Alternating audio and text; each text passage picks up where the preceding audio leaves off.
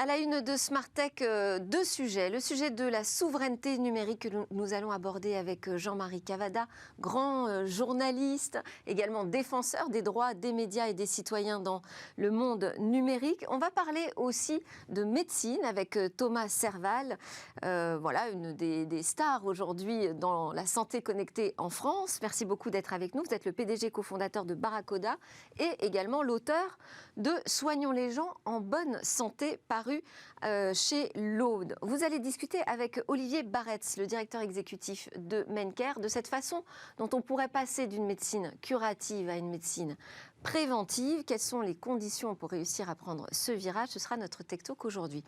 Mais d'abord, donc on va regarder ensemble, Jean-Marie Cavada, ce qui va et ce qui ne va pas en matière de souveraineté numérique. J'ai envie d'ailleurs de vous demander, mais il y a donc quelque chose qui va. Oui, il y a quelque chose qui va. Il faut quand même être un peu réaliste. D'abord, la France est une pépinière de cerveau dans le domaine de la tech, de deux manières au moins. La première manière, c'est qu'est-ce que c'est que le numérique? Ce sont d'abord des algorithmes. Qu'est-ce que c'est qu'un algorithme? Ce sont des mathématiques.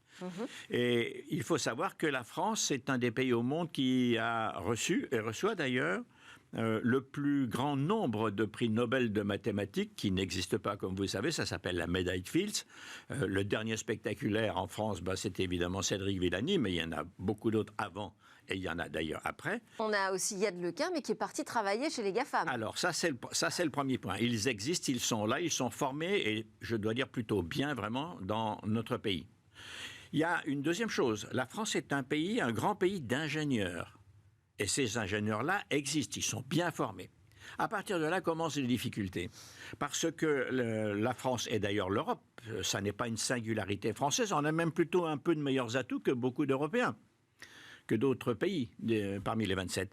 Mais ce qui ne va pas, c'est une question d'organisation industrielle. Je veux dire par là que si vous êtes américain, que vous bricolez dans un garage comme l'ont fait les Steve Jobs, les Bill Gates et tous les autres, eh bien, vous êtes repéré parce qu'il y a un premier niveau de saupoudrage financier pour vous aider un petit peu à décoller quelque chose qui est fait soit par les États, soit par des commandes. Le gouvernement fédéral américain, il regarde et quand il voit émerger 2 ou 3 pousses extrêmement prometteuses, alors on passe à un système de rouleau compresseur qui s'appelle les commandes d'État. Les commandes d'État, il faut voir ce que c'est. Ce sont des dizaines et des dizaines de milliards de dollars.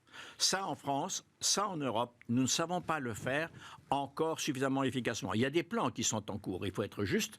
On peut parler par exemple de la BPI, qui est une on peut banque parler de la BPI qui finance en France, en effet, les choses, ça c'est très positif, mais c'est à l'échelle française. Oui. Et ce dont nous avons besoin, parce qu'on a pris 20 ans de retard, c'est une sorte de conglomérat de financement européen. Je prends un exemple. Les télécoms qui en ont assez de prêter leur réseau pour que les bandes passantes servent aussi à la distribution du web des grands groupes internationaux, qu'est-ce qu'ils viennent de faire? 4 groupes télécoms en Europe, Orange, Deutsche Telekom, et Telecom Italia et Vodafone par ailleurs, se sont groupés et ils vont construire à Bruxelles une société commune, 25% chacun. Et qu'est-ce qu'ils vont faire avec ça? Eh bien, ils vont aller dans le domaine de la publicité ciblée. Autrement dit, on voit bien que si nous sommes capables de grouper un certain nombre d'entreprises, ils vont aussi demander aux GAFAM de payer un petit peu plus pour utiliser leur réseau. Ils attaquent sur plusieurs fronts. Mais si vous prenez l'autoroute, vous payez. Ouais.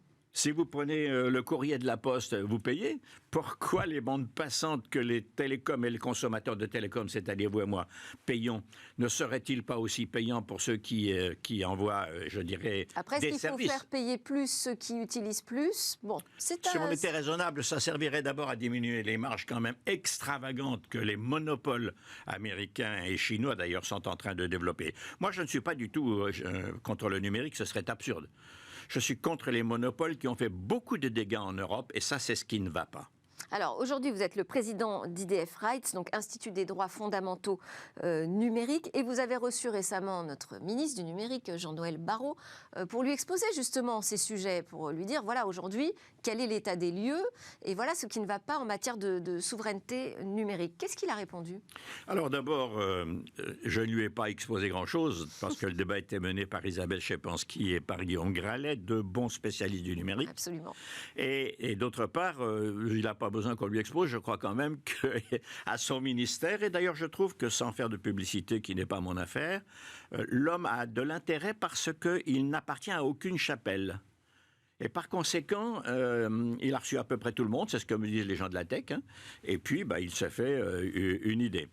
Et en réalité, ce qui ne va pas, il le dit d'une façon extrêmement diplomatique. Vous êtes en accord Oui, sur le diagnostic?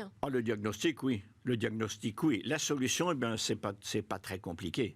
C'est une sorte de conglomérat d'investissement massif. Il faut rattraper 20 ans de retard dans les 5 ans qui nous restent, à peu près, avant qu'une nouvelle génération ne déferle vraiment, qui est, vous allez en traiter tout à l'heure, c'est-à-dire les robots, d'une part, et, le soubassement de l'intelligence artificielle, et vous verrez qu'à ce moment-là, le web sera presque aussi ancestral que le vélo par rapport au bolide de course. Et donc, on est dans une très grande révolution. Très grande révolution. C'est pas une évolution. C'est une révolution. Mais les révolutions, elles ont un avantage. C'est le pont d'Arcole de Napoléon. Si vous savez où vous voulez aller, vous allez vous épargner un certain nombre d'étapes qui, au fond, aujourd'hui, ne nous permettront pas de rattraper les monopoles. On peut toujours les réguler, ça c'est en cours, on peut en parler.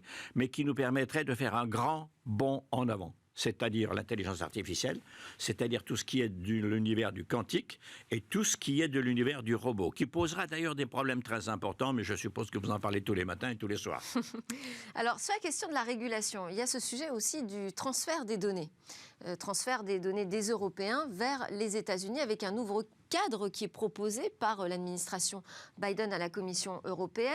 Jean-Noël Barrot déjà nous dit que lui-même est un peu sceptique, comme la Commission européenne des droits numériques. Quelle est la position d'IDF Rights à ce sujet? Alors notre institut, qui est peuplé essentiellement de juristes et de gens notamment qui viennent de la Cour de justice de l'Union européenne, M. Spitzer par exemple, ou d'autres, eh bien notre institut a une position assez simple. Tout ça doit rester des outils de l'homme. L'homme ne peut pas devenir le smartphone de son smartphone, la tablette de sa tablette, l'ordi de son ordi. C'est le cerveau humain qui doit commander. Et on est presque à la frontière là d'une interpellation terrible. Est-ce que c'est le robot qui va me commander en amont pour organiser mes désirs et mes comportements, en aval pour me faire exécuter ce qu'il veut que j'exécute, etc.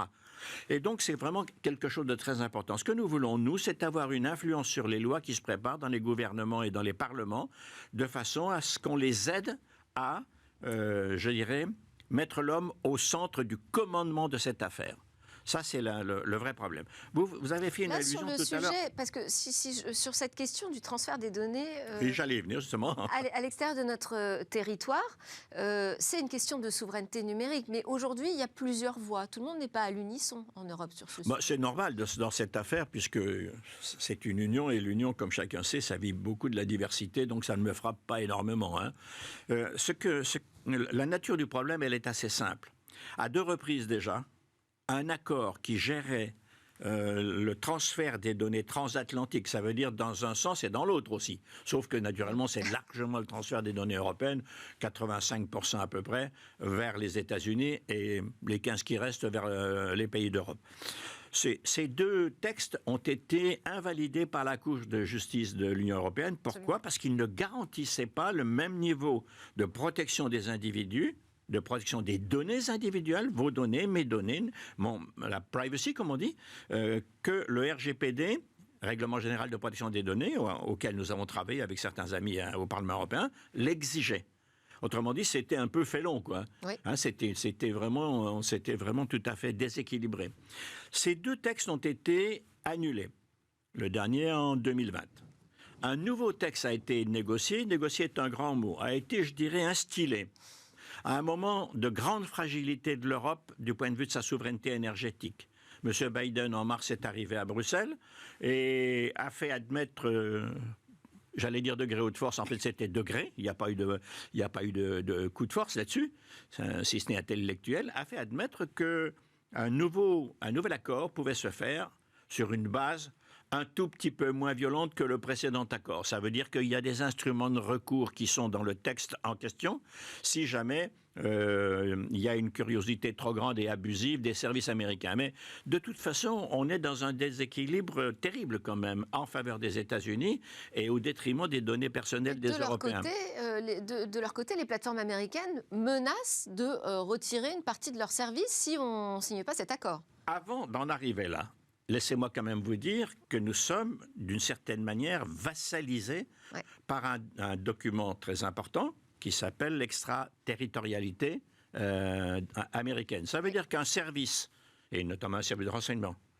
avec ou sans l'accord d'un juge, avec l'accord d'un juge quand il est borderline, sans l'accord de façon usuelle, peut aller chercher dans n'importe quelle grande entreprise européenne les données de recherche dont il a besoin.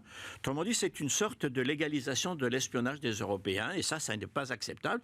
Je spécule que ce nouveau texte qui a été négocié, qui est en fin d'écriture, si je puis dire, sera ce nouveau texte, également il va avoir le même destin. Et il y a un avocat autrichien et quelques autres que nous sommes, M. Max Schrems, absolument, que vous avez peut-être reçu, qui travaille sur ce sujet, parce que nous n'avons pas le même niveau de protection des données. Les Américains ne se soucient pas beaucoup de la protection des données individuelles, ni celle des Américains, et encore moins des Européens, évidemment. Et le problème, c'est qu'on ne voit pas tellement l'issue derrière ces textes. Il faut se mettre à l'abri de la loi d'extraterritorialité américaine, mais ça, c'est pas de mal à veille et c'est pas très facile. Non, c'est sûr.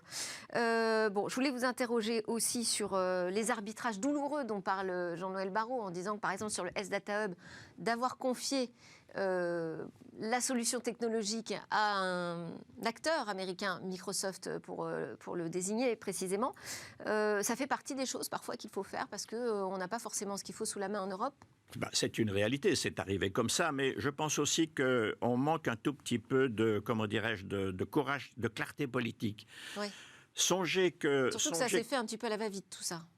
Non, mais c'est vrai. Je ne saurais pas dire comment, je n'étais pas dans le système, je ne saurais pas dire comment ça s'est fait, mais en tout cas, oui, on est allé probablement au plus facile. Ouais. Vous savez, on critique beaucoup les gouvernements, mais je voudrais dire aussi que les grandes entreprises se mettent à l'abri de toute éventualité de dysfonctionnement parce que Google s'est réputé sûr, je n'ai pas dit safe, c'est réputé sûr du point de vue technologique, ou bien les autres, Amazon et tout ça, Microsoft avec sa filiale de service.